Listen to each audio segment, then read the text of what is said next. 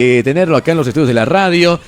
Acá lo tengo, Héctor Catani. No sé si es señor, ¿qué le digo? Amigo, pastor, escritor. Le preguntaba fuera del aire. Y nada, Héctor, ¿cómo le va? Bienvenido. Bueno, gracias Richard, un gusto estar aquí. Bueno, el tema por el lado de la amistad me gusta, eso de amigo me gusta. Amigo, ya, amigo, porque a ver, escribe, hace también, predica, es pastor, está ligado al ámbito del fútbol, bueno, son tantas cosas ¿qué le digo? Héctor, amigo, bueno, también, amigo, ¿no? ¿Cómo ha estado, Héctor? Había un escritor que fue premio Nobel en literatura, era Pablo Neruda, sí. Y él tenía un libro que se llamaba Confieso que he vivido. Y así que conmigo pasa algo parecido, podemos hablar de fútbol, podemos hablar de la Biblia, de los temas de la vida, porque claro. Yo confieso que he vivido también. El pasado programa hablábamos del amor que uno que ha perdido, digamos, ese amor al prójimo, ha perdido la fe, por ejemplo, hablando del tema de la religión, hemos hablado de qué es lo mejor, ¿no? Si ir a un lugar para poder sentirse en presencia de Dios y todo eso. ¿Qué ha habido? ¿Le preguntaron? ¿Qué le dijeron sobre esas cuestiones, Héctor? Sí, la gente, no las grandes mayorías, pero muchos tienen esas inquietudes espirituales en cuanto al alma. Porque nosotros, Richard, formamos parte de una generación que está ocupada en la estética, en la cáscara humana, ¿no?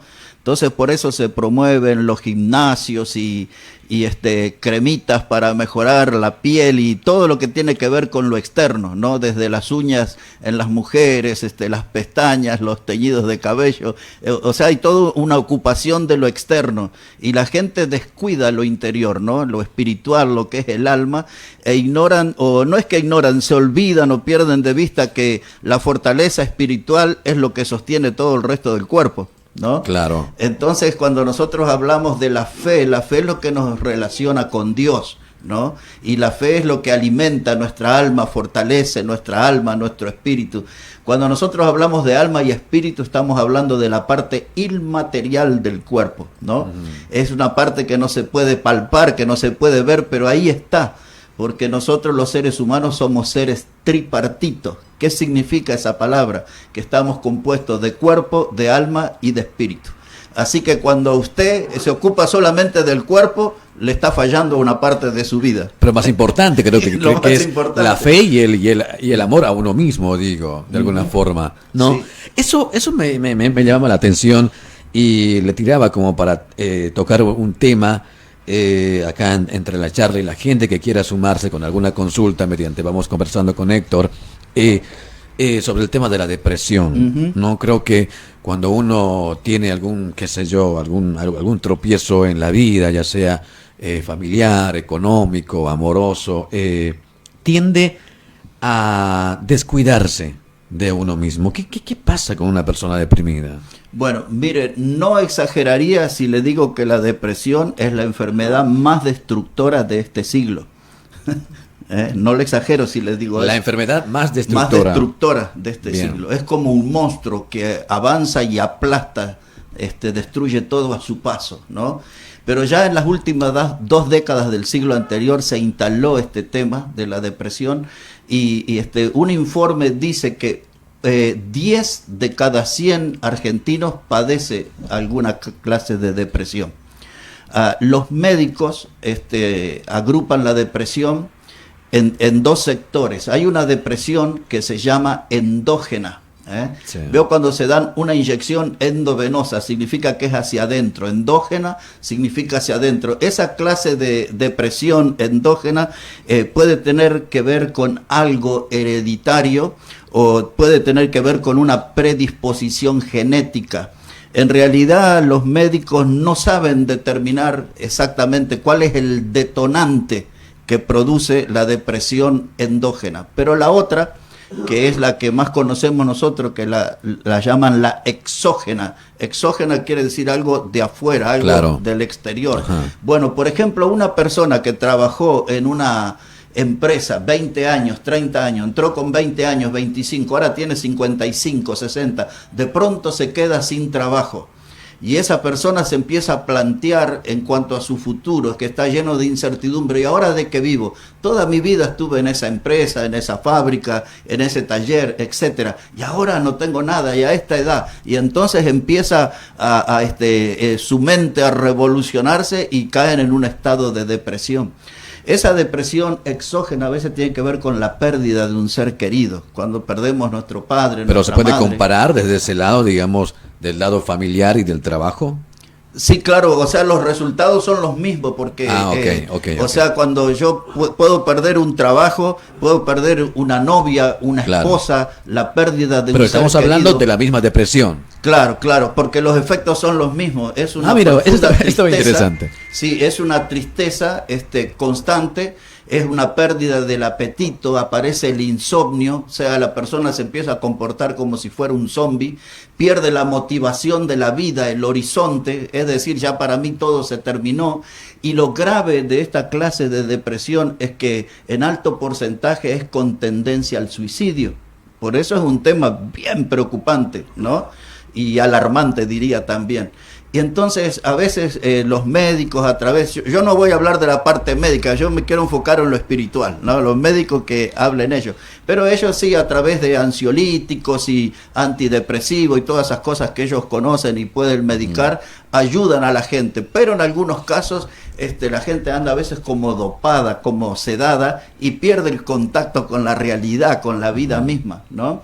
Entonces, cuando nosotros vemos estas clases de personas con tendencia al suicidio, muchos de ellos buscan un refugio mentiroso, engañoso, por ejemplo, en el alcohol, claro, o en las drogas, y algunos se vuelven locos por la velocidad, andar en moto o en auto a alta velocidad, claro, porque piensan que eso le produce una adrenalina que los mantiene conectados a la vida.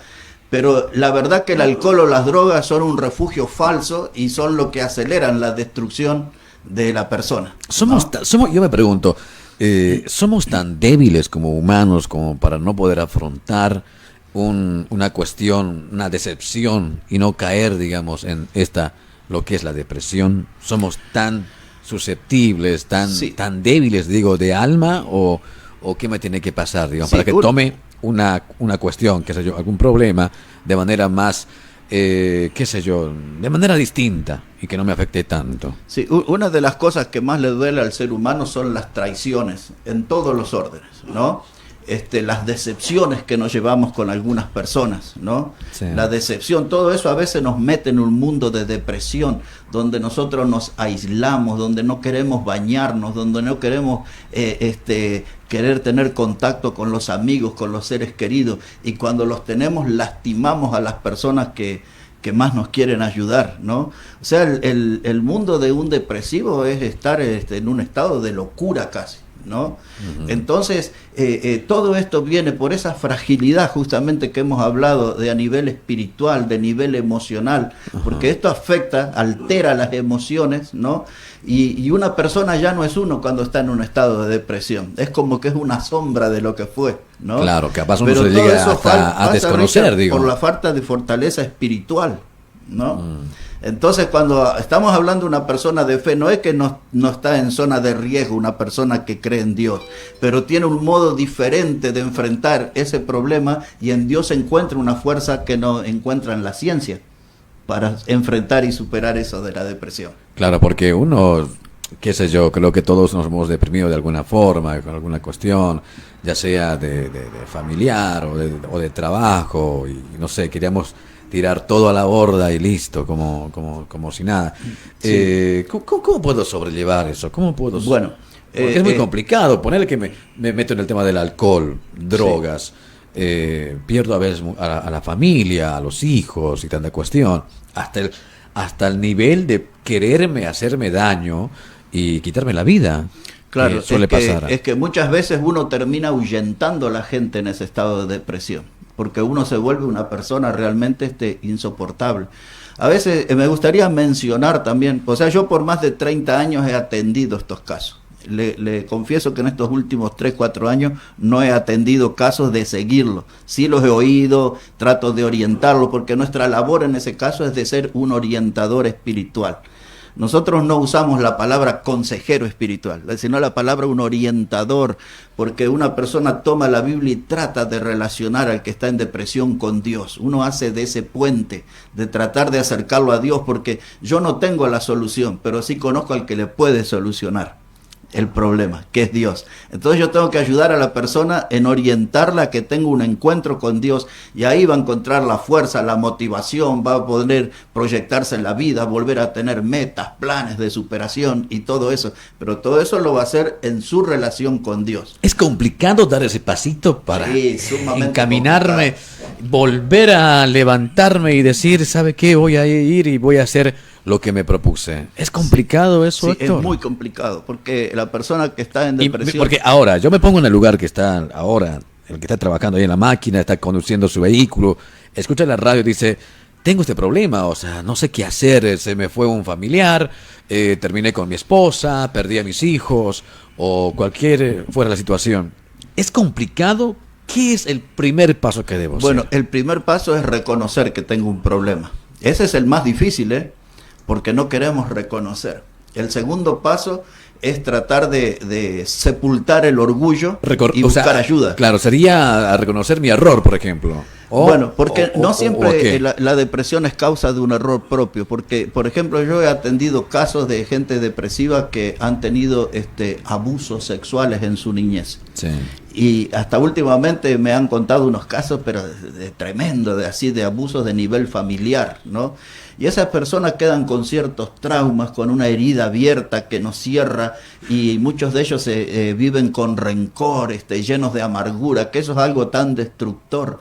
A veces esos rencores y amarguras producen problemas de gastritis, de ese tipo de desórdenes, digamos, ¿no? El estrés también. Y el estrés y todo eso, ¿no? Entonces, una de las cosas que las personas tienen que hacer es reconocer que tiene el problema. En segundo, buscar una ayuda. Y ahí empieza el trabajo del orientador, ¿eh? El orientador tiene que tener una gran capacidad o paciencia, si prefiere, para saber escuchar. Pero ¿no? Muchos, en ese momento es como te bloqueas y no buscas, no sé, personas que te puedan ayudar, o sea, que con tu situación. Bueno, nos encerramos. Ahí es donde tienen que actuar los familiares o los amigos. A veces en el caso nuestro viene y dice, mire, le presento un motivo de oración, dice, podría pedir a Dios por esta persona que está pasando esto y esto. En el campo nuestro, la oración a veces abre puertas para llegar a esas personas. No siempre ellos están, a veces nosotros usamos una actividad deportiva, ¿eh? No lo invito a la persona depresiva a venir a la iglesia. Le digo, ¿querés venir a un partido de fútbol? ¿O querés venir a escuchar música o algo, ¿no? Que no sea decir, porque va a decir, me quiere poner la religión, no me quiere estampar a Dios en Pero mi vida. Muchos buscan como un refugio también el lado de la iglesia y el perdón y tantas cuestiones que se maneja, digamos, en el ámbito de la religión, ¿no? Sí. Bueno, ahí que usó la palabra perdón, de paso les digo que una de las cosas que produce la depresión es un gran sentido de culpa. La persona, aunque ha sido víctima de un abuso, de un hecho ¿no? Lamentable, aún él siente culpa, dice, eso pasó por mí, porque si yo no hubiese estado ahí o no hubiese dicho, ¿no? Y carga esa culpa que en el correr de la vida lo va aplastando, ¿no? Entonces, esa gente tiene que venir a buscar ayuda, o si no, los amigos y la familia tienen que venir y hablarnos a nosotros para que nos podamos acercar a esa persona. Muchas veces es muy difícil entablar porque, por ejemplo, ayer yo me asomo por la ventana, vivo en un tercer piso, y de un lado del ventanal grande había sol, y del otro lado era todo unos nubarrones sobre los edificios. Y a veces la persona depresiva ve eso, un horizonte lleno de nubarrones, ¿eh? Y entonces dice, no hay salida para mi vida, se terminó aquí. Y entonces él se siente que está como en arenas movedizas. Su vida todo el tiempo se está hundiendo y parece que eso no tiene fin. ¿Y qué es lo que necesita? Alguien que le extiende una mano. Y ahí entra el amor, lo que hemos hablado el otro día, ¿no? Porque hoy vivimos en un mundo que la solidaridad se ve muy poco. Se ve, ¿verdad? Total, pero se ve, pero poco, muy poco. No es lo que sobresale en este mundo. Entonces el extender la mano es una muestra de solidaridad y también lleva un mensaje, la mano extendida. Tu vida me interesa. Hay una cosa, Héctor, cuando a uno le pasa un problema, seguido viene otro. Ujú. Le pasa otra situación. Y dice, ¿por qué? Dios, ¿qué hice? Le pregunta a Dios y le dice, Dios, ¿qué hice? Sí, sí. ¿Me estás castigando? ¿Qué pasa? Bueno, eso es lo que nosotros llamamos a veces un efecto dominó, ¿no? Claro, Es porque una cosa le tras pasa otra, una, ¿no? poner que perdió el trabajo. Luego, capaz se le va un familiar. Luego tiene otra situación y dices, Sí, sí. o sea, ¿qué me está pasando? Vienen todas las cosas juntas, ¿no? Bueno, a veces algunos se expresan así acá en Buenos Aires. Dice, a mí me pasan todas, a mí me pasa las 1001, son expresiones que usan, ¿no? O dicen, yo estoy plagado de mala suerte. Y a veces no es ninguna de esas cosas, a veces es un llamado celestial que Dios dice, vení, mírame aquí arriba, ¿no? Hay un texto en la Biblia, que es un salmo, dice, alzaré mis ojos a los montes, ¿de dónde vendrá mi socorro? Mi socorro viene de Jehová. O sea, Jehová es uno de los nombres de Dios, ¿no? Entonces, a veces cuando la ciencia no me puede ayudar, ¿no? Cuando la familia no me puede atender, cuando los amigos ya no me acompañan, cuando la gente en el trabajo no me comprende, ya es hora de levantar esos ojos a los montes y buscar una ayuda de Dios, ¿no? Y ahora, hablando hoy, al principio que hablamos de amigos, de la amistad, dice así en la Biblia, dice, ama al amigo en todo tiempo, y es como un hermano en tiempo de angustia. Y esa es la amistad verdadera. Yo amo en todo tiempo. Cuando amo a una persona, si le va bien en la vida, si le va mal, si está de pie, si está en el piso, yo le amo en toda situación. Porque el amor tiene que ser algo incondicional, ¿eh? El amor tiene que ser algo puro y el amor es algo que tiene que ser una constante en nuestra vida, ¿no? Entonces, un depresivo necesita que alguien tenga muestras de amor hacia él, alguien que él sienta que a alguien le interesa su vida, ¿eh? Muchos, por ejemplo, sentimos que hay una persona que es indispensable, pero se nos va y nos queremos morir. Uh-huh. ¿Cuánto uno debe poner en el otro toda esa energía, cariño, amor, qué sé yo, costumbre, tanta cuestión que cuando ya se va, ahí entro en un shock, ya no puedo más. Sí. Bueno, los dolores humanos son inevitables. Lo que uno tiene que lograr es prepararse para enfrentarlos cuando lleguen, ¿no? Por ejemplo, yo tengo aquí una grabación al mi celu, que es justamente del miércoles, porque estaba viniendo para la radio el miércoles anterior, Sí. una persona que está muy bien económicamente, es dueña de restaurante y todo, y me dice, como hace un mes perdió su mamá, era de allá de un pueblo de Bolivia, pasando Villazón, y me dicen, no puedo superar esto. Su mamá ya era una mujer anciana, pero aún así todavía, entre paréntesis, le digo, andaba con sus bolsas de oca, y de papa y sus Mirá. cebollas, traía desde allá, desde Villazón hasta la provincia de Jujuy. Y una mujer de trabajo, aunque era anciana. Y ahora esta señora, que ya tiene un poquito más de 50 años, dice, hace un mes que se fue y no puedo pararme en la vida. Y me relata, tengo acá la grabación llorando, ¿no? Está sufriendo. Ajá. Entonces muchas veces los dolores son inevitables, pero cuando uno se prepara, ¿no? Para esas cosas de la vida, porque todos llegan, ¿no? Claro. A eso me voy. Mira, yo tenía, no sé, una frase igual por ahí, decía, el que no conoce la vida, no conoce la muerte. Uh-huh. ¿A qué me voy? Yo sé que en la vida, en este camino que tenemos por la vida, yo sé que mi papá va a llegar a un final, mi mamá también, o tanta cuestión. Yo lo tengo incorporado que me va a pasar eso, pero cuando sucede, ya no aceptamos esa situación. No, o sea, no estoy entendiendo la vida, lo que yo ya sé que va a pasar, Sí, sí, sí. en lo común, digamos, de la vida cotidiana. Pero cuando me llega a pasar, no logro entender Sí. por qué, ¿no? O sea, creo que entro en una contradicción de lo que yo sé. Sí, bueno, ¿No? le insisto, por más que nos preparamos para esas separaciones sentimentales, el dolor es algo inevitable, ¿no? Y a veces hasta uno se prepara y llega y dice, no estaba tan preparado. Porque, por ejemplo, cuando perdemos un ser querido, ya a mí ya me pasó con mi papá, mi mamá, 3 hermanos, etcétera. También tuvimos pérdida de bebé nosotros, ¿no? Que ese fue un tema bien doloroso. Entonces uno tiene un poco la piel curtida y sabe de qué está hablando. Cuando uno pierde un ser querido, siempre hay un vacío tremendo, ¿no? Y un estado de confusión, Ahí surgen todas esas preguntas que usted dijo. ¿Por qué Dios? ¿Por qué a mí? ¿O por qué pasó esto? Y entonces uno tiene muchas preguntas y no tiene ninguna respuesta. Y ahí es donde me cuesta pararme en la vida, ¿no? Y si yo no logro tener una ayuda, alguien que me oriente, que me acompañe en el dolor. Allá en Bolivia y en el Uruguay, hace ya muchos años, cuando se perdió un ser querido, venía alguien y le daba la mano, un abrazo y le decía, te acompaño en el sentimiento, ¿no? Entonces, eso es lo que necesitamos, de gente que nos acompañe, porque entramos en un estado de confusión. Es decir, que perdemos la orientación en la vida. Necesito a alguien que me acompañe y que me ayude a entender esto de la pérdida de un ser querido, de un papá, la mamá, el abuelo. Es parte del ciclo natural de la vida. Pero no estamos preparados, aunque pensamos que estamos preparados. Claro, yo sé que va a ocurrir, Dios mediante no, pero en algún momento va a pasar, pero me cuesta aceptar. Creo que siempre tenemos a alguien que perdió, y ponerle que el papá, y ya falleció hace 10 años, pero el dolor está. O sea, sí. Nos cuesta tanto soltar, Héctor, soltar que ya, o sea, aceptar lo que ya ha sucedido. Sí. Bueno, mire, ayer me pasó un hecho muy curioso a mí. Revolviendo mis cosas, encuentro una foto donde está mi papá y mi mamá. Mi papá ya hace 32 años que partió de esta vida y mi mamá hace unos 15 años. Y ayer mirando la foto hice algo que nunca había hecho en mi vida. ¿Sabe que le di un beso a cada uno? Nunca había hecho eso, ¿no?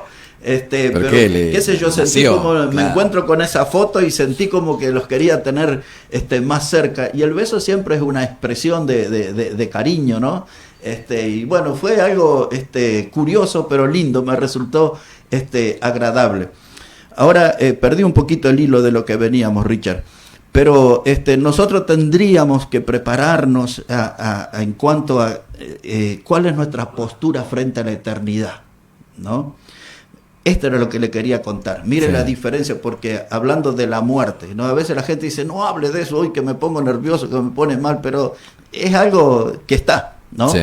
Y nos sale el cruce en cualquier momento, en cualquier esquina, en cualquier lugar. Pero mire, en el año 1993 murió un predicador muy amigo mío, era jovencito, él tenía 33 años en ese tiempo. La sala velatoria era en Colegiales, era de 3 pisos el lugar. Cuando nosotros llegamos, a él lo pusieron en el 3er piso. En el 1er piso todo aquello era llanto, dolor, era tremendo. Cuando yo entro donde estaba el féretro con mi amigo, había así lágrimas, pero muy diferente a lo otro. Y alguien dijo allí, dice, vamos a cantar un himno, o sea, al lado del cuerpo de la persona que había muerto. Dice, vamos a cantar un himno. Y a él le gustaba uno que habla de Dios y dice, me guía él, con cuánto amor me guía él. Y entonces alguien dijo allí, dice, pero cerremos todas las puertas porque los que están abajo no creen en la vida eterna y ellos están sufriendo. Nosotros aquí podemos cantar porque tenemos la esperanza de que nos vamos a reencontrar. Ese es donde trabaja la fe y es donde trabaja mi relación con Dios. Nosotros creemos por una promesa de Dios en la vida eterna. Cuando hablamos, Richard, de la vida eterna, estamos hablando de una vida que nunca termina, que no acaba, que no tiene fin. Y texto que le voy a citar ahora es el corazón de la Biblia. Para que usted vea la importancia de este texto, si este texto no existiera, la Biblia no existiría. Y dice así, se lo voy a decir muy despacio. Sí. Dice, de tal manera amó Dios al mundo que nos ha dado a su Hijo unigénito, Cristo, para que todo aquel, esta es la parte importante, dice, para que todo aquel que en Él cree no se pierda, mas tenga vida eterna. Entonces yo el miércoles pasado le hablé de la importancia de no tener una religión, sino de tener una relación personal con Cristo. Y este texto lo asegura a modo de promesa, y Dios no puede mentir, porque si no, perdería el derecho de ser Dios. Y Él dice, todo aquel que en Él cree, en Cristo, no en una iglesia, no en una religión, todo aquel que cree en Cristo, dice, no se pierde, mas tiene vida eterna. Y esto es lo que nos hace parar de un modo diferente frente a la partida, a la eternidad de un ser querido. ¿A dónde va ese ser querido? Porque si tiene a Cristo, yo tengo promesa de volver a ver. Pero también eso uno cree por fe, ¿no? Es que la fe es el motor. En el anterior programa hablábamos de eso, si la gente dejó de creer, Si ya no tiene fe, si tiene falta de amor y toda la cuestión. Sí. Tengo que tener fe. Sí, pero esa fe tiene que estar enfocada en la persona de Cristo. La muerte de Cristo hace 2000 años atrás es el hecho más importante en la historia humana. Muchos ignoran esto y muchos olvidan también este hecho. Porque hace 2000 años atrás, en esa cruz del Calvario donde Cristo murió, Él murió para ofrecerse al mundo como el Salvador. Ahora, ¿de quién iba a ser Salvador? De la persona que es pecador. Y yo soy pecador, entonces yo necesito un Salvador. Por eso yo puse mi fe en Cristo. Y por haber creído en Él, en esa cruz sucedió algo importante. Dice la Biblia que Él derramó su sangre. Y esa sangre tenía virtud. La Biblia habla en términos de sangre preciosa de Cristo. Y dice que esa sangre nos limpia de todo pecado. Mire que todos en nuestra vida cargamos pecados vergonzosos, cargamos pecados dolorosos, cargamos pecados escandalosos. No importa la clase de pecado que haya en mí. Esa sangre que fue derramada hace 2000 años me limpia de todo pecado. Y ahora lo más importante, esa sangre hoy. ¿Cuánto es? 9 de noviembre. Hoy, 9 de noviembre, 9 de ¿no? noviembre. Hoy esa sangre tiene poder para abrir el cielo por toda la eternidad para mí. Mire si tendrá sentido la muerte de Cristo en la cruz. Acá nos escriben, dice, hola Héctor, dice, buenos días, traigo mucha tristeza en mi corazón, dice, y es hace más de 2 años, ¿cómo le encuentro el camino? Gracias, dice, no nos dice el nombre, no nos dice tampoco el... Bueno, si es varón, si es para mujer. esta persona, al margen de que yo estoy dispuesto a ayudar y podemos después pasar mi número, pueden contactarse conmigo o buscarme en el Facebook, como lo han hecho algunos, como Héctor Catani. Bueno, lo que dije recién para esa persona, la Biblia dice así, Cristo es el camino. Jesús dijo estas palabras, escuche, dice, yo soy el camino, no uno de los caminos, el camino, dice él. Yo soy el camino, la verdad y la vida. Y nadie viene al Padre si no es por mí. Otro texto en la Biblia dice que el único mediador entre Dios y los hombres es Jesucristo hombre. Así que mi respuesta para esa persona, si encuentra a Cristo, encuentra el camino.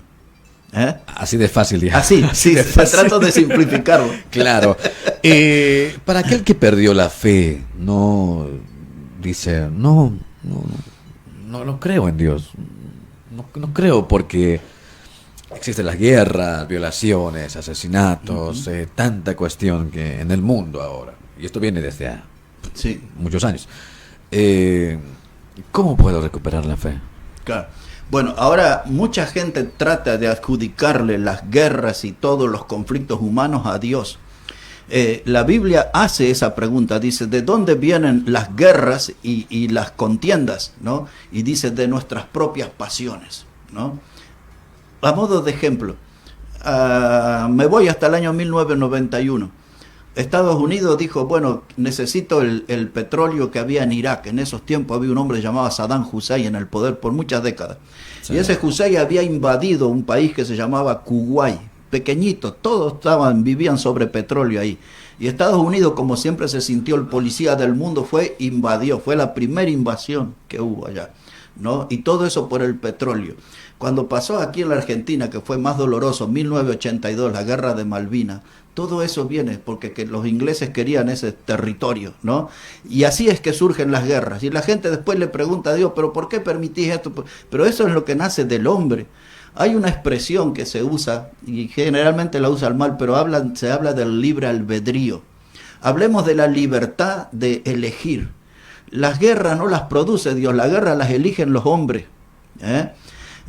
Alguien dijo, las guerras son siempre el conflicto entre dos viejos, dice, que se conocen y que usan a jóvenes que se hacen matar por gente que se odia, cuando entre los que mueren en la guerra ni siquiera se conocen. Total. Pero los que están al frente en las naciones, ¿no? Y a veces es por una posición, más poder en el mundo, a veces por esto, por el petróleo, por el agua, y vendrá la guerra por el litio, y así podemos seguir, ¿no? Pero eso no viene de Dios, eso viene de las pasiones humanas. El Héctor Catani con nosotros acá en el programa, en Que Mañana, es un gusto tenerlo, siempre charlar de lo que es hablar de Dios, que a veces nos hace tanta falta. Acá dice, buen día Richard, genial el programa. dice, sabes, la fe es creer en las cosas que no se ven, dice. Exacto. Bueno, eso es una definición bíblica. Dice, la fe es la certeza de lo que se espera y la convicción de lo que no se ve. Es lo que dice esta persona. La Biblia la define así. Fe es certeza de lo que se espera y convicción de lo que no se ve. No lo veo, pero estoy ahí. Ese es mi acto de fe. Por ejemplo, cuando el hombre fue a la luna, vinieron los astronautas, hicieron una conferencia. Yo estuve en el lugar donde hicieron la conferencia. Mira. Porque vi toda la película, todo cómo llegaron y todo ahí. Ese es un lugar que está pegadito a esa montaña de Hollywood.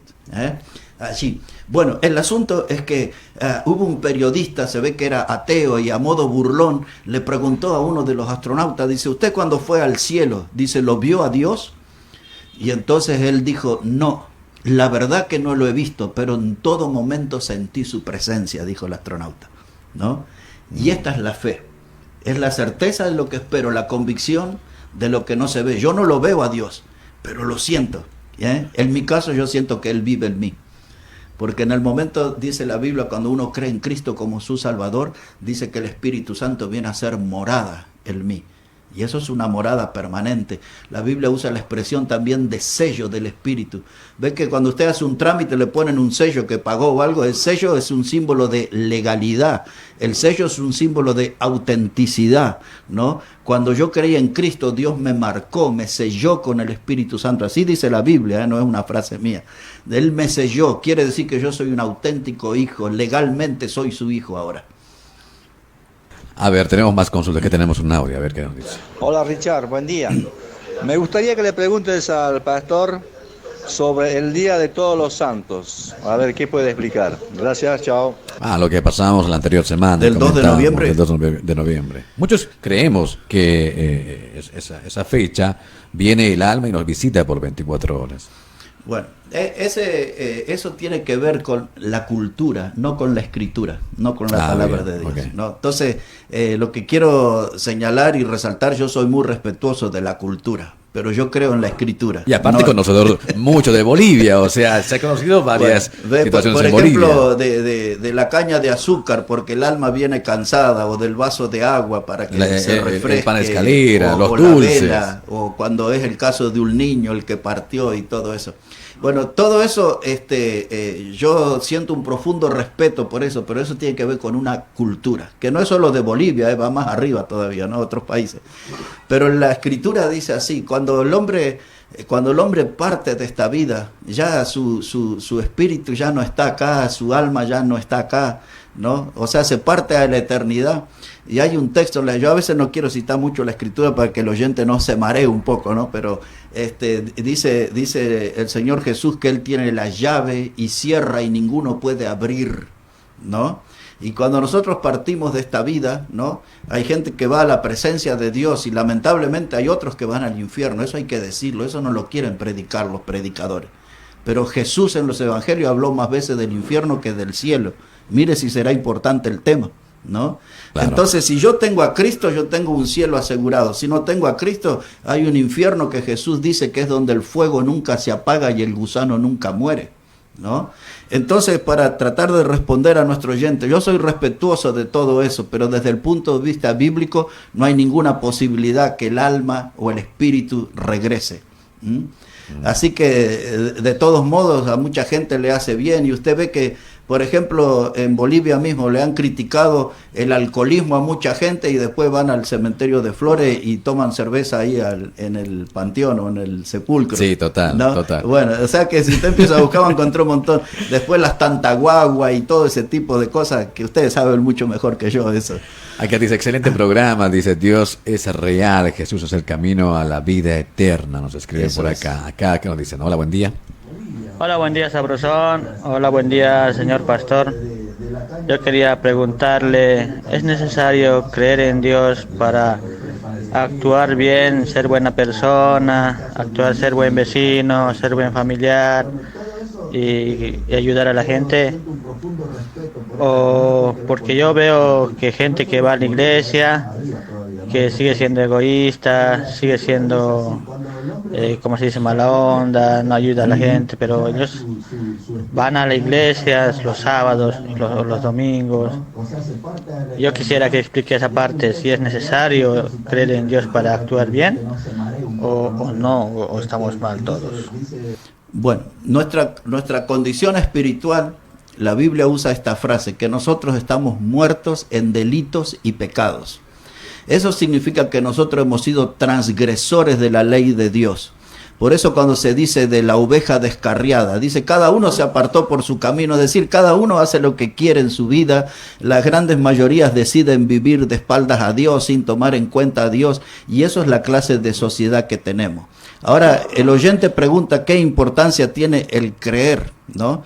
El creer en Dios me transforma, yo lo expliqué el miércoles pasado, en una nueva criatura. Cuando yo creo en Cristo, dice la Biblia, yo nací de nuevo, soy una nueva criatura. Dice, las cosas viejas pasaron, ahora todas son hechas nuevas.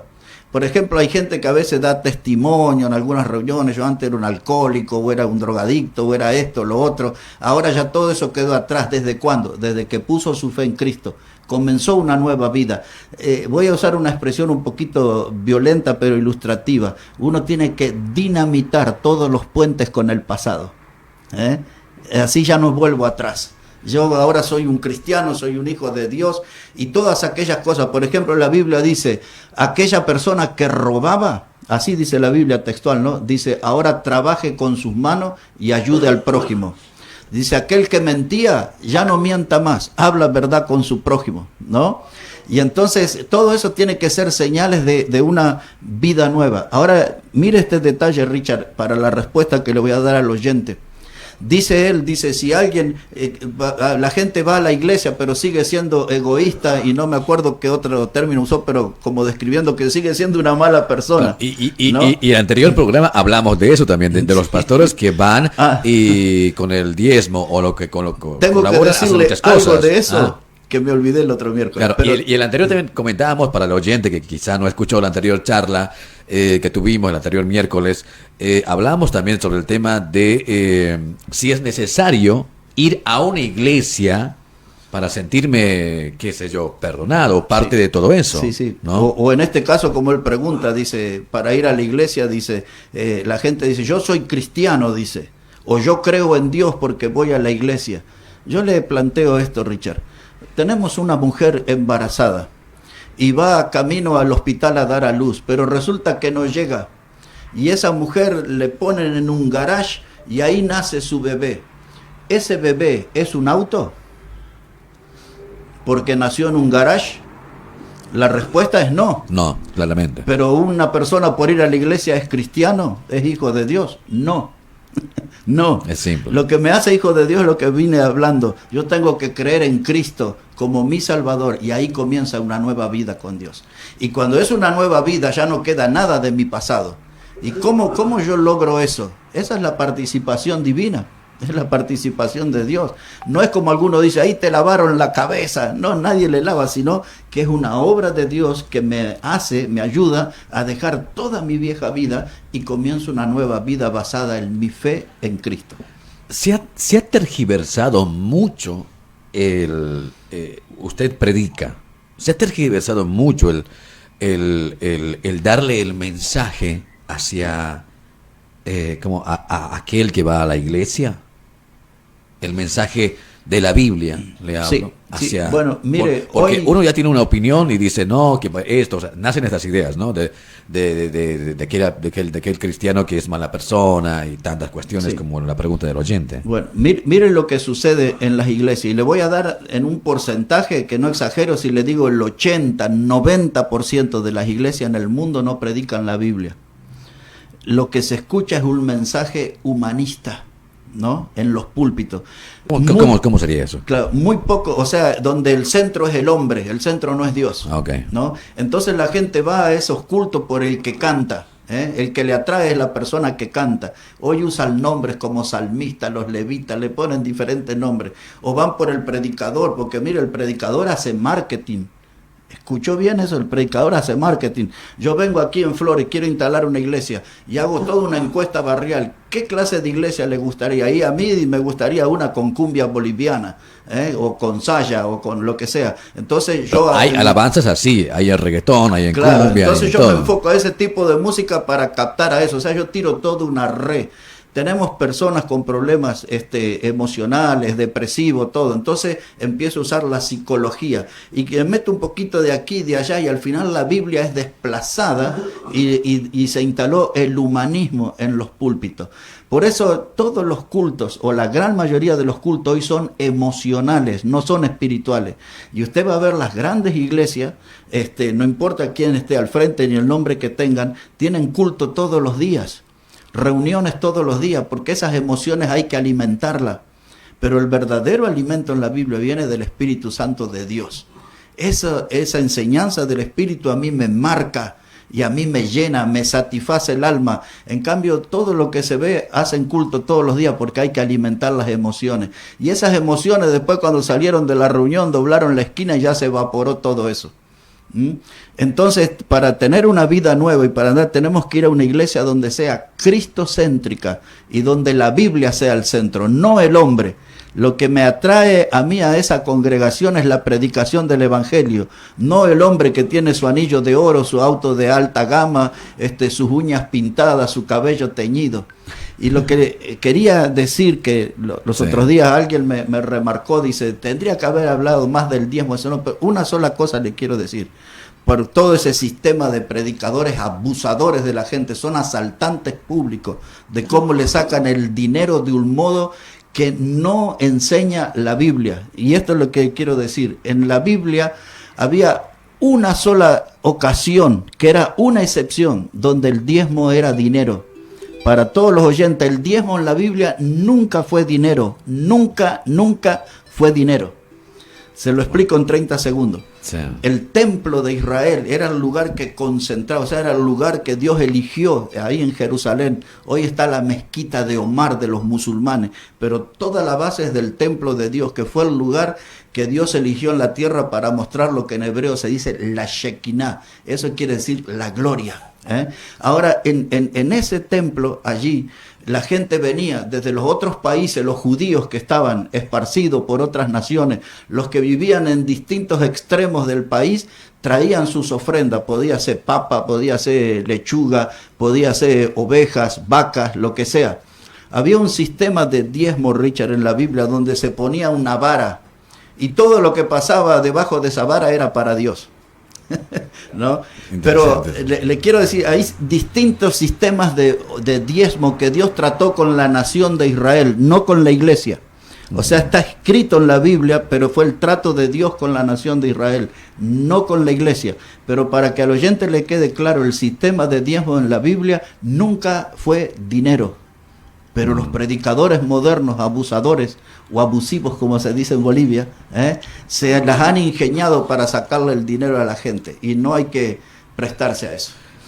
Héctor Catani con nosotros acá en ¿Qué Mañana? A ver, tenemos mensajes. Hola. Hola, buen día, Richard. Hola, buen día, Pastor. Yo tengo un temita con el tema de la cultura.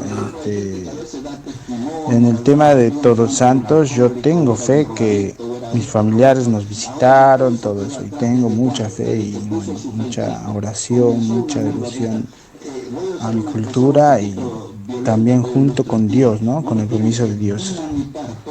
Por eso yo pienso que tener fe en algo que sientes que sí va a pasar, que sí han venido en Todos Santos las almas, me parece que es muy lindo. Y eso también con el permiso de Dios, yo pienso que es.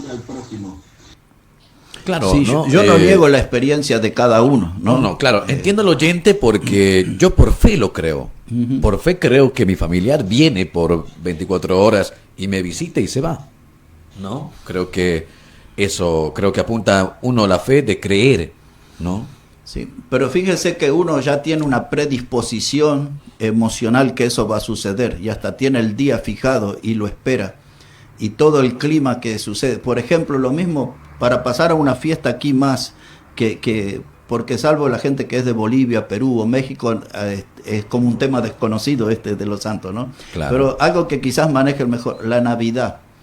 La Navidad se usan arbolitos, se usan Papá Noel, renos, todos, y ninguna de esas cosas existió en la verdadera Navidad, que se refiere en la Biblia al nacimiento de Cristo. Yo le digo a usted feliz Navidad, ¿no? Sí. Y eso quiere decir, la palabra Navidad es natividad, nacimiento.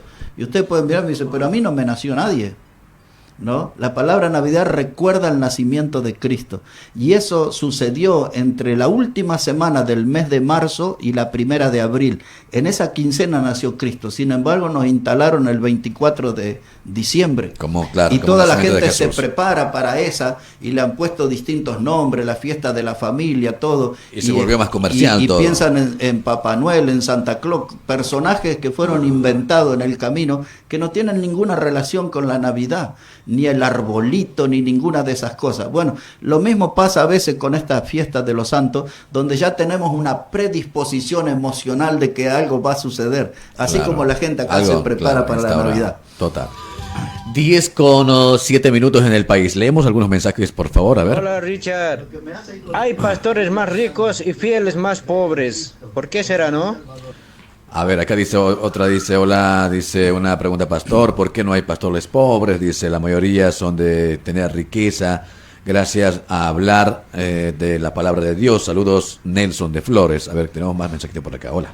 Bueno, es que los pastores verdaderos, ¿no? Porque el pastorado es un oficio, el pastorado es un don de Dios, ¿no? Pero muchos han utilizado, la Biblia usa esta frase que responde las preguntas de esta gente. Dice la Biblia que hay que apartarse de los que usan la piedad como fuente de ganancia. Entonces, si usted ve a alguien que se llama pastor y está en una posición económica elevada, la Biblia le dice tiene que apartarse. Porque el oficio del pastor era el oficio más común. La Biblia dice que el pastor, teniendo sustento y abrigo, debe estar contento. No habla de lujos. El pastor nunca fue llamado a ese servicio para vivir una vida de lujo. El pastor tiene que vivir con su pueblo, tiene que vivir con su gente. Estamos hablando del pastor verdadero, no de aquellos lobos que están disfrazados de ovejas. Aló, buen día. Buen día. Yo creo en Dios plenamente, pero no voy a la iglesia. ¿Tengo la aprobación de Dios o estoy mal? Bueno, los otros días yo comenté algo y algunos después me quisieron hacer una observación, quizás interpretaron mal. Yo puedo ser un buen cristiano sin estar en la iglesia. Yo puedo leer en mi casa, en mi vida, puedo leer la Biblia, puedo orar a Dios, puedo cantar a Dios, puedo hablar de Cristo con otras personas, puedo hacer todo eso sin estar en la iglesia, ¿no?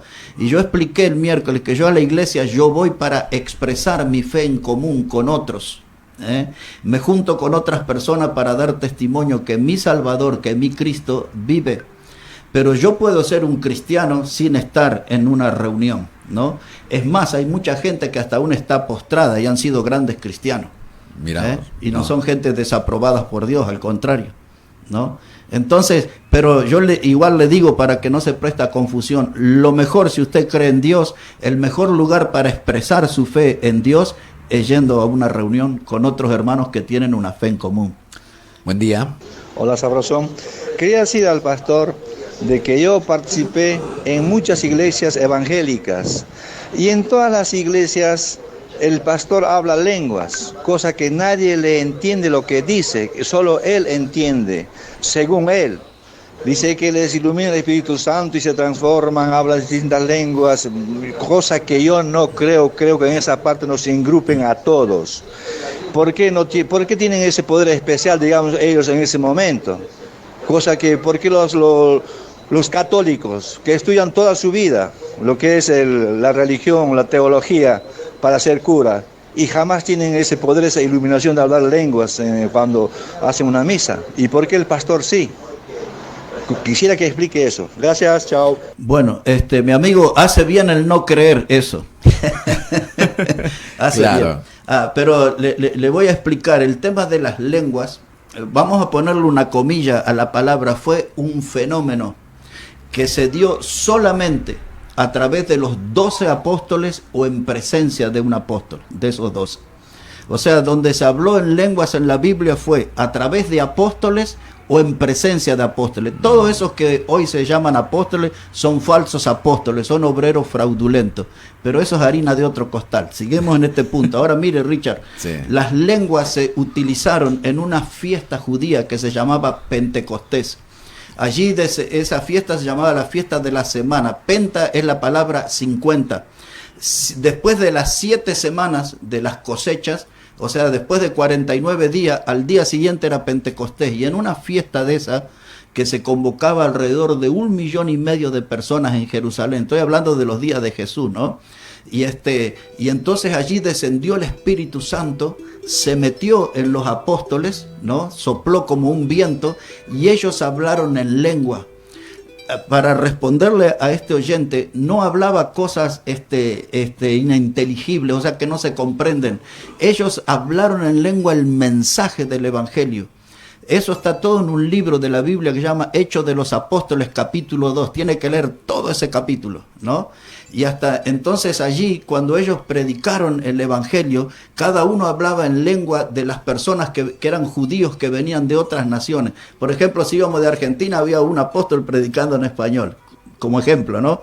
Entonces yo podía entender, y él estaba contando toda la obra de Cristo, el propósito de la muerte, de la resurrección, y dice que la gente escuchó ese mensaje que había salvación en Cristo, dice, y se compungieron de corazón. Esa palabra compungieron quiere decir que es el mensaje del Evangelio traspasó el alma, y le dijeron a los apóstoles, dice, varones hermanos, dice, ¿qué haremos? Y Pedro y los otros apóstoles le dijeron, arrepentíos y bautícese cada uno en el nombre de Jesucristo y recibiréis el Espíritu Santo. Eso es lo que se hablaba en lengua, era la predicación del Evangelio. Cuando se hablaba en la iglesia, había una iglesia llamada Corinto, se hablaba en lengua y este era el sistema, no esa bolsa de grillo que hacen en los cultos modernos, no tiene nada que ver con la Biblia. Una persona hablaba en lengua y uno traducía. Y si no había quien tradujera, el que quería hablar en lengua se tenía que sentar. Ahora, para cerrar el tema, porque es un tema bien amplio, necesito como 1 hora para explicar todo eso, pero para cerrar el tema, las lenguas solamente fueron habladas por los apóstoles o en presencia de un apóstol. En el año 90 aproximadamente después de Cristo murió Juan. Desde Juan en adelante nunca más hubo lenguas bíblicas. Las que hoy se hablan en los cultos llamados neopentecostales o evangelistas o cosas así, son el mismo estilo de lengua que hablan los brujos de Cuba o los del vudú. Es la misma cosa, pero ahí se necesita mucho tiempo para explicar. Muy interesante. ¿Ah? Bueno, 10:15 en todo el país. Hay muchas consultas por acá, pero antes de terminar, Richard, usted puede pasar mi número después, sí, o ahora que me busquen en el Facebook como Héctor Catani, como hicieron el miércoles pasado varias personas. Sí, pero si ya estamos en la parte final, me gustaría decirle algo para cerrar el tema original. Claro, para no perdernos en el tema de lo que veníamos hablando, ¿no? Tomamos como tema de inicio esto de la depresión. Creo que todo el mundo hemos pasado esto. Sí. Nos hemos sentido mal por algún familiar que se fue, que ya no está en la vida terrenal, que, qué sé yo, económico, tropiezo y tanta cuestión de la vida que nos toca pasar. Yo quiero que ayudemos. No le digo, como hablábamos con Héctor, de que vaya a la iglesia, te pidas perdón, que no, ayudemos al otro, porque cada uno, si nos ponemos a pensar, necesitamos de un amigo. Necesitamos que alguien nos hable y nos brinde algún camino. Yo quiero ir por ese lado, Héctor, porque la mayoría pregunta, sí, pero yo creo en Todos Santos, ¿qué es esto? O sea, son preguntas como buscando de la picardía de uno, ¿no? Pongámonos a pensar, recapacitemos y ayudemos. Esa es la intención de este espacio y de verdad agradezco que esté acá Héctor Catani con toda la cuestión de lo que tiene. Me parece que es un pero importante aporte. Así que Héctor, para las personas que hablábamos de esto de la depresión y todo eso, ¿qué le podemos decir como para cerrar este tema? Y obviamente ya para la próxima semana ya tocar otro tema, y también que la gente pueda sumar con las consultas, y obviamente para poder aportar a aquel que quizá ahora está escuchando y está analizando y necesita ayuda. Bueno, y yo creo que quería decir, Richard, que la semana anterior e incluso hoy queríamos hablar de fútbol, de cultura, y el tema derivó hacia Dios, ¿no? Y bueno, y para mí bienvenido, porque la gente necesita. Pero para solamente muy sintético, para explicar lo grave de la depresión, buscando en la Biblia, hay un salmo, para los que leen su Biblia o tienen una, que busquen en el Salmo 102, y en el versículo 6 y 7, ahí la depresión se describe con 3 aves. Dice el salmista así, dice: yo me siento, dice, como el pelícano del desierto, como el búho de las soledades y como el gorrión en el tejado. Ahora, uno lee eso así y dice, bueno, no me dice nada, pero dice mucho. El pelícano, mire si hoy sale en los diarios, ¿no?, que murieron 10.000 pelícanos en el desierto. ¿Cuántas personas se van a levantar para hacer una marcha solidaria contra el abandono de los pelícanos? Claro. Nadie le importa el pelícano. Bueno, un depresivo a veces se siente así: soy como el pelícano del desierto, es decir, que estoy desvalorizado, la gente no me considera, la gente no está enterada de mi situación. El búho de las soledades, dice, eso se refiere porque el búho siempre hace sus nidos en las casas en ruinas o en el cementerio, sobre las tumbas, ¿no? En un lugar realmente rodeado de tristeza, y el depresivo a veces así como el búho de la soledad, ¿no? En un ambiente oscuro, todo es negativo, pesimismo alrededor. Y dice, y el gorrión en el tejado. Alguna versión de la Biblia dice el pájaro, el pajarrillo, no es la misma, es el gorrión nuestro, ¿no? Y cuando pierde su pareja, ahí está en el tejado, solitario, envuelto en tristeza. Bueno, esas 3 aves describen el estado de un depresivo. El depresivo, lo que nosotros queremos hacer es orar, lo que queremos hacer es acompañarle, lo que queremos hacer es que se relacione con Dios y que empiece a incorporar a su vida nuevas amistades y nuevas conversaciones, como las que puede conseguir en una iglesia. Qué bonito. Entonces la iglesia es un buen ámbito para que el depresivo se ponga de pie y empiece a recorrer un camino de gozo y de victoria en su vida, que deje de morder el polvo de la derrota y se levante como una persona victoriosa con la ayuda de Dios. En el Facebook lo encuentran como Héctor Catani, Catani con doble T. Con doble T, sí. Exacto. Sí, sí. Héctor Catani. En el Facebook lo encuentran, bueno, Catani con doble T. Con la C común, ¿no? Héctor Catani con doble T.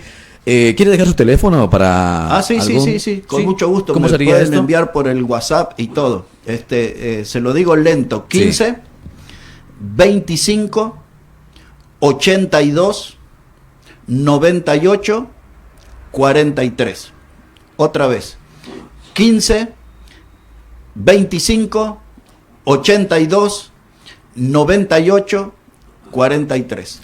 Lo mejor que puede hacer es dejarme un mensajecito y después yo los voy llamando y vamos teniendo conversaciones. Creo que todo el mundo hemos necesitado siempre que nos ayuden, que nos hablen, que nos hagan entender diferentes situaciones. Y de verdad, yo lo digo, todo el mundo necesitamos algo, de verdad, para encaminarnos, porque cuando uno está sin encontrar alguna solución, vamos a estar mucho tiempo así. Así que nada, tenía algo para compartir con nosotros. Algo sobre La Paz, porque el otro día le recité algo Sí. de Cochabamba y la gente me dice, ¿y cuándo algo de Oruro? Y mañana se viene el aniversario de Potosí. De Potosí. Claro. Sí, qué pena que no vine preparado con algo de Potosí. Salió esta mañana igual Bueno, el aniversario. y lo último, Richard, antes de esto, que es de 30 segundos nada Sí. más, esperemos con expectativa el partido, no se duerman, es el jueves. A las Catani 11 de la noche. hace relato de fútbol también. O sea, el jueves jugamos con Perú. Con ¿no? Perú, sí. Su pálpito, ¿cuándo sería? Bueno, yo va a apoyar a Bolivia. Más que lo Héctor. mío es haber escuchado a los jugadores ayer, como Martín, por ejemplo, Sí. y Ramiro Vaca y otros que escuché, con un gran optimismo. Incluso Farías hablan de que se va a ganar, ¿no? O sea, que se va con Pero esa viene bien, mentalidad. anímicamente viene bien, venimos así hacia arriba, pero lo importante es no perder. Si se gana, mejor, pero lo importante es no perder, para enfrentar el partido con Uruguay con optimismo. Lionel Justiniano está lesionado, no sabemos si va a jugar. Roberto Fernández está lesionado también. Enumba, el camerunés que está rompiendo, está lesionado. Todo eso están entre algodones y bueno, por eso el equipo no se sabe, pero le digo a los oyentes que va a jugar con 5 personas en el fondo, 5 futbolistas. Seguro que va a ser Jairo Quinteros en el medio, ¿no? Ahí en la defensa, ¿no? Y acompañado por Adrián Jusino. En la punta derecha va a estar Diego Bejarano, José Sagredo del otro lado, y si está en Oumba, él va a ser el quinto. En el medio campo, si está bien, va a estar Saucedo con Ramiro Vaca y con Justiniano, y adelante, si se recuperó de la lesión, va a estar Argañarás con Marcelo Martín, y si está Argañarás va a estar Abrego. Mire, le estoy anticipando el equipo y todo. ¿Algún resultado? No. Yo me respaldo en el optimismo de los jugadores, porque nunca los habíamos oído así. No, pero siempre vienen no vienen de un 1-0 de una victoria, no. O sea, con Paraguay fue algo diferente. Sí. Bueno, hay a veces en los partidos, Richard, que se producen accidentes, porque no hay una diferencia de 4 goles. No hay una diferencia de 4 goles entre Paraguay y Bolivia, pero ese día se dio así, se aprovechó así, y bueno, hay que aprovechar ese impulso. Y bueno, Gareca, el técnico de Perú, tiene un gran respeto, y ayer dijo, yo leí los diarios de Perú ayer, y él dice, tengo un gran reconocimiento para esta selección. Pero Perú es un equipo que juega bien al fútbol, lo único que en el medio campo, una de sus figuras se llama Yotun, y él no va a estar, ¿no? Pero vuelve uno Bolivia, que se llama Carrillo, que es muy bueno. Es muy bueno. Pero igual, ya nos tenemos que ir, ¿verdad? Sí, vamos con esto de La Paz. Vamos 30 segundos. Para La Paz. Héctor Catani acá con nosotros, lo despido y se despide también con esta linda lectura. Lo buscan en el Facebook, para la gente que me está preguntando, en el Facebook lo pueden encontrar como Héctor Catani, no con doble T. Que me escriban con total confianza nomás. Sí, Héctor Catani con doble T, y si no, un mensaje, él no tiene ningún problema en ayuda, en lo que usted necesite, hablar. Bueno, yo trabajo con la colectividad boliviana, ¿no? Nuestra congregación son todas personas de la colectividad boliviana. En caso de que no sea la colectividad, igual con mucho gusto lo voy a atender. 15 25 82 98-43. Bueno, ahora vamos con esto, La Paz de Noche. No es todo el poema, 2 fragmentitos nomás, Y dice así: La paz de noche te ves más linda si desde el alto te miro. Como novia iluminada me enamora tu vestido. Te observo sobrecogido, me emociona tu esplendor. Abajo el pueblo y calor del corazón y las manos. Quisiera ser boliviano para cantarte mejor. Pero solo soy un cantor que siempre viene a cantarte. No me canso de admirarte ni bien bajo del avión. Y encendido de emoción apresuro a mis amigos que observen lo que les digo, que La Paz como una guinda de noche se ve más linda, toda luces como un sol. Bueno, un saludo a todos. Conmigo, Dios mediante, será, si el de arriba lo permite, estamos mañana acá en ¿Qué Mañana? Mirá, nos vamos con las imágenes de nuestra linda La Paz. Mañana se viene el aniversario de Potosí. ¿Cuánto cumple? 211 años, si no me equivoco. ¿Puede ser? Ok, bueno, conmigo, mañana. Cuídense mucho, que tenga una excelente jornada, que tenga el mejor de los días, que sea el mejor 9 de noviembre. Así que chao, mi nombre es Richard Pomar Rivero, que tengan un lindo resto de jornada. Ya se viene la revista 981, rumbo hasta el mediodía, y obviamente con la amplia programación de la radio. Chao, hasta mañana.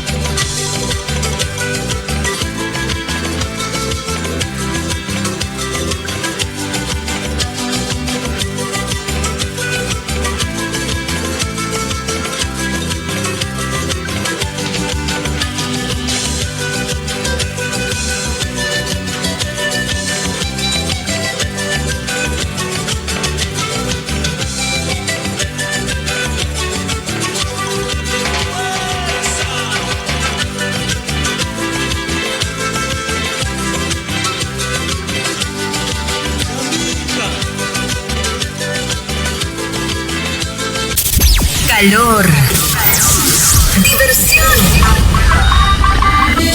música al 100%. Perrito malvado, ay no seas así. Primavera 2021.